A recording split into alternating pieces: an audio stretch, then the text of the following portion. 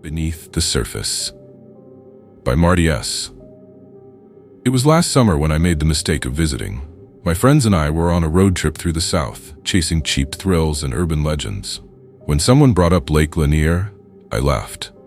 A haunted lake? It sounded like a campfire story, something to spook kids into wearing life jackets. But the stories stuck with me. Ghostly apparitions, freak accidents, bodies trapped in the ruins of a drowned town. I didn't believe it, of course. Not then.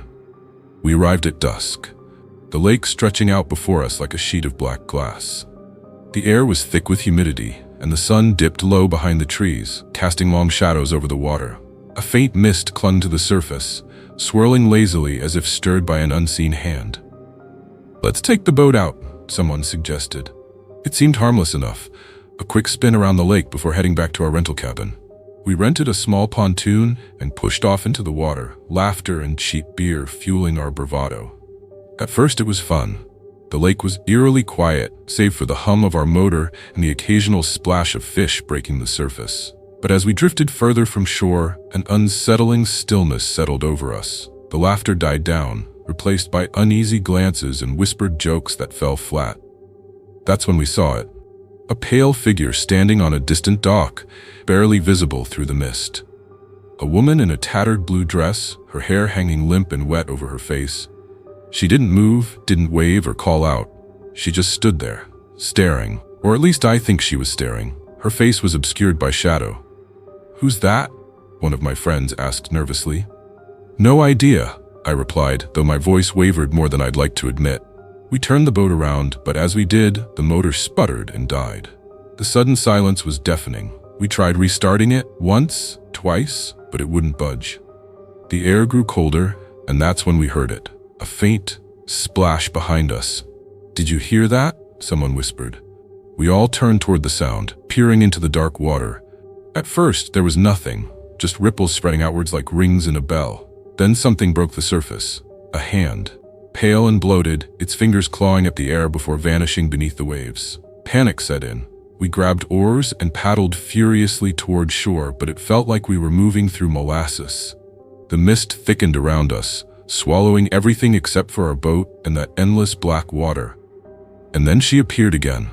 The woman in blue, this time standing on the water itself as if it were solid ground. Her head tilted unnaturally to one side, and her arms hung limply at her sides. She took a step forward, or maybe she glided, I couldn't tell. And then another. "Go! Go!" someone screamed. We paddled harder than I thought possible, adrenaline surging through my veins like fire. But no matter how fast we moved, she stayed close, always just out of reach, yet impossibly near. Then came the voices, whispers rising from beneath us like bubbles breaking the surface. They spoke in no language I recognized but filled my head with dread all the same. One by one, my friends stopped paddling and stared blankly into the water as if entranced. I shouted their names, shook them by their shoulders, but they didn't respond. And then they started jumping, one after another, into that dark abyss without hesitation or fear. I tried to grab them, to pull them back onto the boat, but their bodies slipped through my fingers like smoke. Within seconds, they were gone, swallowed whole by whatever waited below.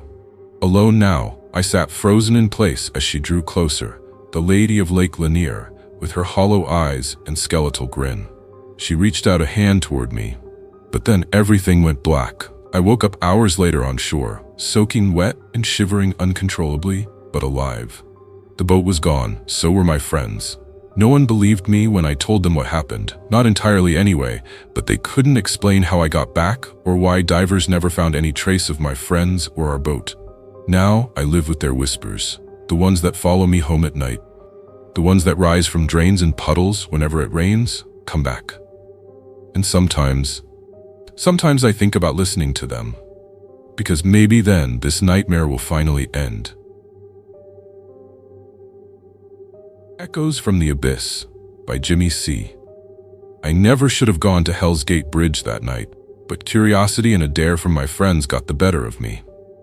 Now I can't shake the feeling that something followed me home from that cursed place in Oxford, Alabama.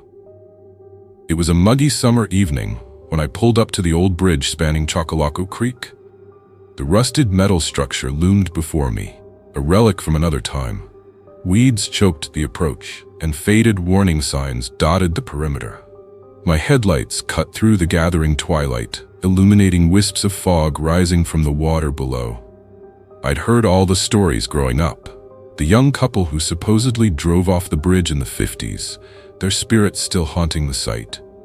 The claims that if you stopped on the bridge at night and looked back, you'd see the fiery gates of hell itself.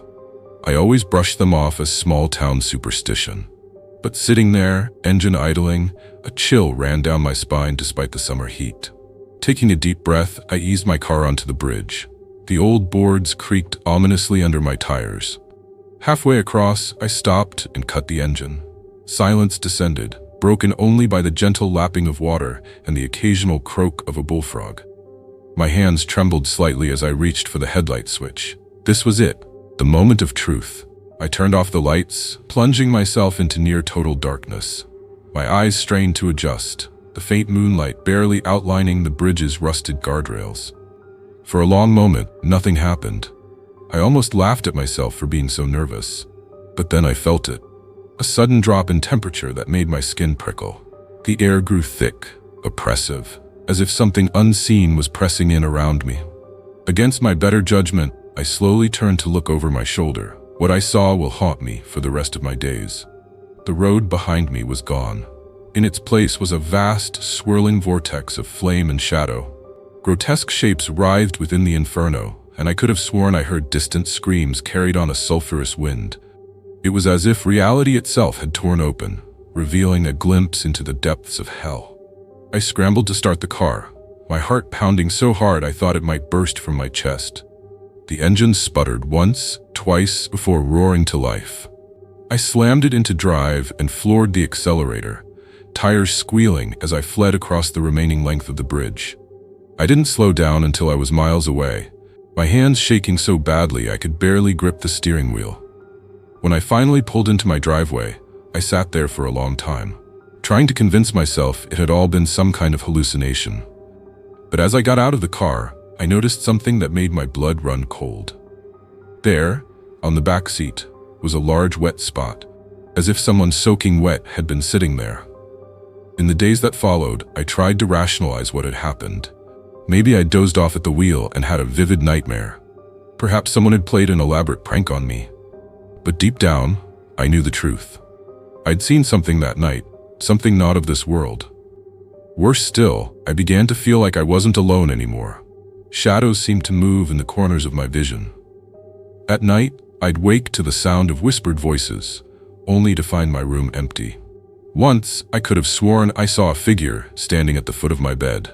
A woman in a sodden dress, her face hidden behind a curtain of wet, matted hair. I've tried to go back to Hell's Gate Bridge since that night, hoping to prove to myself it was all in my head. But every time I get close, an overwhelming sense of dread washes over me.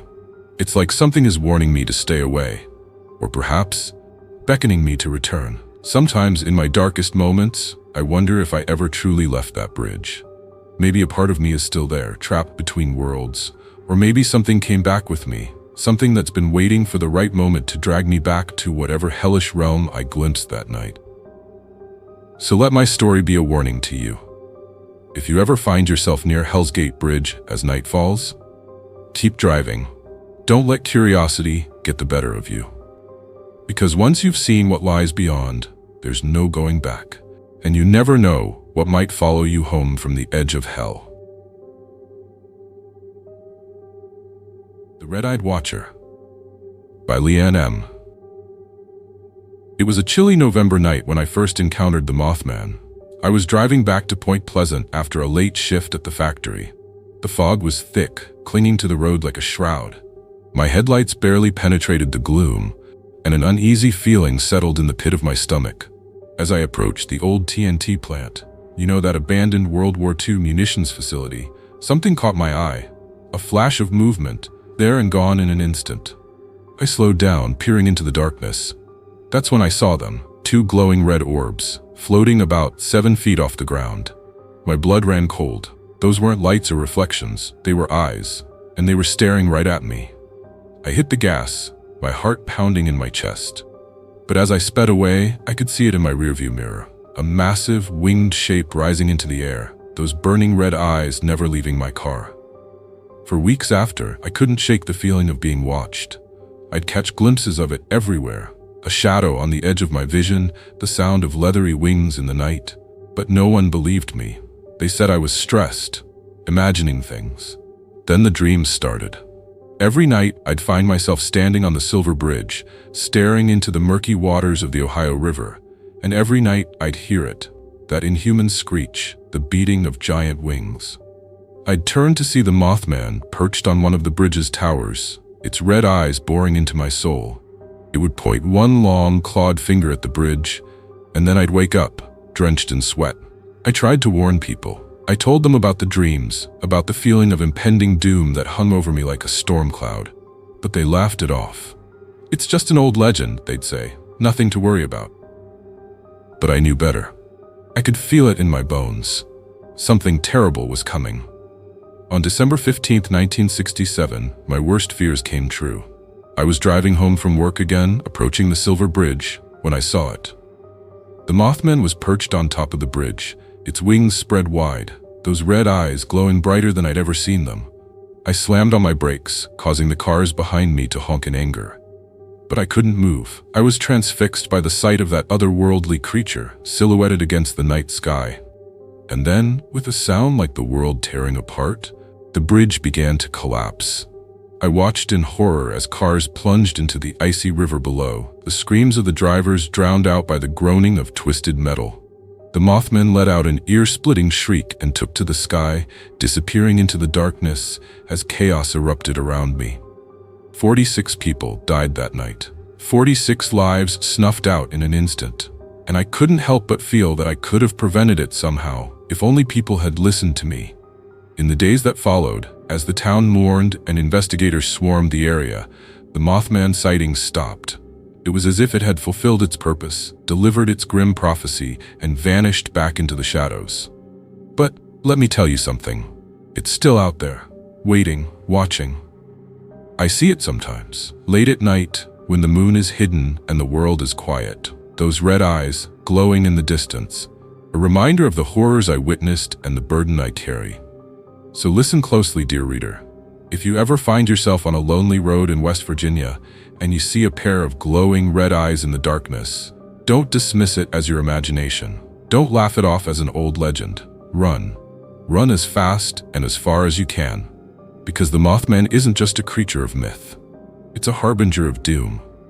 And once it sets its sights on you, there's no escaping the disaster that follows. But here's the thing that truly terrifies me. The reason I'm sharing this story with you now. Last night, as I was locking up my house, I saw something that made my blood run cold. There, on my front porch, was a single jet black feather, and next to it, scratched into the wood, was a crude drawing of a bridge.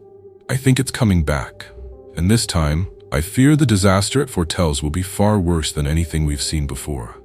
So keep your eyes open, and whatever you do, don't ignore the warnings, because the Mothman is watching, always watching, and its red eyes might just be fixed on you next. The Whisper of White Fur by Evelyn B. It was a crisp October night, just a few days before Halloween. My friends and I were out for a drive, looking for some cheap thrills. We'd heard about Bunnyman Bridge, that old railway overpass in Clifton where the infamous Bunnyman was said to appear. We laughed it off as just another campfire story, but there was an electric tension in the air as we approached the bridge. The full moon hung low in the sky, casting long shadows across the road. As we neared the overpass, a thick fog seemed to materialize out of nowhere, swirling around our car like ghostly fingers. The laughter in the vehicle died down, replaced by nervous glances and uneasy silence. We parked just before the bridge, the old structure looming before us like the maw of some ancient beast. The fog clung to its weathered stones, and in the moonlight, I swear I could see faces twisted in agony etched into the masonry. "Come on," I said, trying to sound braver than I felt. "Let's check it out." We stepped out of the car, the gravel crunching beneath our feet. The air was unnaturally still, heavy with the scent of damp earth and something else, something metallic and unpleasant. As we approached the bridge, I could hear the faint sound of running water from the creek below, but it sounded wrong, like whispers just below the surface. That's when we saw it, a flash of white in the shadows beneath the bridge. We froze, our hearts pounding in unison. Slowly, a figure emerged from the darkness. It was tall, impossibly tall, dressed in a suit of matted white fur. But this was no costume from a party store. The fur looked real, caked with mud and something dark that glistened wetly in the moonlight. Its head was that of a rabbit, but twisted and wrong. The eyes were too human, glinting with a terrible intelligence. In its hand, it clutched an axe, the blade catching the moonlight and throwing it back at us like a mirror to our terror. We ran. Oh God, how we ran. But the thing, the bunny man, it moved with inhuman speed. I could hear its ragged breathing behind us, the thud of its footsteps growing closer with each passing second. I made it to the car first, fumbling with the keys as my friends screamed for me to hurry. As I finally got the door open, I heard a sickening thud and a scream cut short. I looked back to see my friend Tom on the ground, the bunny man standing over him, axe raised high. I wanted to help, I swear I did. But fear took over, and I slammed the car into drive, tires squealing as I fled into the night. In my rearview mirror, I saw the bunny man drag Tom's body into the shadows beneath the bridge. The police didn't believe me, of course. They found no trace of Tom or the others. Said they probably ran off, playing a prank. But I know what I saw. It's been months now, and I can't shake the feeling that it's not over. Sometimes late at night, I hear scratching at my window. And when I look outside, I swear I can see a pair of glowing eyes watching me from the tree line. But here's the thing that truly terrifies me. The reason I'm writing this now. Last night, I found something on my doorstep. A small, white tuft of fur, matted with blood. And beside it, a note scrawled in jagged handwriting, "I am everywhere. I am nowhere. I am coming for you." So let this be a warning to you all. The bunny man is real, and he's out there, waiting. If you value your life, stay away from that bridge. And if you ever see a flash of white fur on a moonlit night, run, and pray it isn't already too late, because I fear it's too late for me. Even now, as I finish writing this, I can hear something moving outside my door. Something big, something that smells of wet fur and blood. Whispers in the Fog by Virginia F. It was late October, and I'd driven down from Little Rock to write a piece on local folklore. The Boggy Creek Monster, they called it. A Bigfoot-like creature supposedly lurking in the swamps. I thought it'd make for a fun Halloween article, nothing more. I checked into a small motel on the outskirts of town, planning to interview locals the next day. But sleep eluded me that night. The air was thick with humidity, and an unsettling fog had rolled in from the creek. Around midnight, I decided to step outside for some fresh air. The parking lot was eerily quiet, shrouded in mist. As I lit a cigarette, I heard a twig snap in the nearby woods. I froze, straining my eyes to pierce the darkness. That's when I saw it. A massive silhouette, at least 7 feet tall, standing just beyond the tree line. My heart raced as I tried to convince myself it was just a trick of the fog. But then it moved. 2 glowing red eyes fixed on me, and a low, guttural growl echoed across the lot. I dropped my cigarette and bolted for my room, slamming the door behind me. I spent the rest of the night wide awake, jumping at every creak and rustle outside. When dawn finally broke, I almost convinced myself it had been a dream. Almost. As I interviewed townsfolk that day, I was surprised by how many had their own stories. Missing livestock, strange tracks in the mud, glimpses of a hairy figure in the swamp. They spoke in hushed tones, glancing over their shoulders as if the creature might be listening. One old-timer, his eyes clouded with cataracts, gripped my arm and whispered, "It ain't just some dumb animal, son. That thing's got a mind. It watches, waits, and when it decides to come for you, ain't no place you can hide." His words sent a chill down my spine, but I brushed it off. I was a journalist, after all. I dealt in facts, not superstition. As the sun began to set, I decided to drive out to Boggy Creek itself. I figured I could get some atmospheric photos for my article. The swamp was eerily beautiful in the fading light, cypress knees jutting from the murky water like gnarled fingers. I was so focused on getting the perfect shot that I didn't notice how far I'd wandered from my car. The fog was rolling in again, thick and oppressive. That's when I heard it. The same bone-chilling growl from the night before, but closer now. Much closer. I spun around, my heart pounding in my chest. Through the mist, I saw a hulking shape moving towards me. It walked on two legs, but there was nothing human about its gait. Matted fur covered its massive frame, and those red eyes glowed with an otherworldly intelligence. I ran. Branches whipped my face as I crashed through the underbrush, the creature's heavy footfalls right behind me. The fog seemed to thicken with each step, disorienting me. I could hear its ragged breathing, smell the rank odor of wet fur and decay. Just when I thought my lungs would burst, I broke through the tree line and saw my car. I fumbled with the keys, my hands shaking violently. As I finally wrenched the door open, I felt hot breath on the back of my neck. I floored it out of there, not daring to look in the rearview mirror until I was miles away. When I finally did, the road behind me was empty. But I couldn't shake the feeling that those red eyes were still watching. I filed my story the next day, but I left out my personal encounter. Who would believe me? I told myself it was just a bear, or my imagination running wild. But deep down, I knew the truth. It's been months now, and I still can't forget. Sometimes on foggy nights, I swear I can hear that growl outside my window. I've thought about going back, about trying to prove what I saw. But then I remember the old-timers' words, it watches, it waits. So I stay away from Fook, away from Boggy Creek. But the monster? I'm not so sure it's staying away from me. Because now, every time I step outside on a misty night, I feel those red eyes boring into me. And I know, with a certainty that chills me to my core, that the Boggy Creek monster is real. And once it's marked you, it never truly lets you go. Thanks for joining us in the shadows tonight. If you enjoyed these chilling tales, don't forget to hit that like button and subscribe for more spine-tingling stories every week. Have you got a story of your own? Share it in the comments below. We love hearing from you. And remember, the darkness holds many secrets. Are you brave enough to uncover them? Until next time, keep your lights on and your doors locked. Sweet nightmares.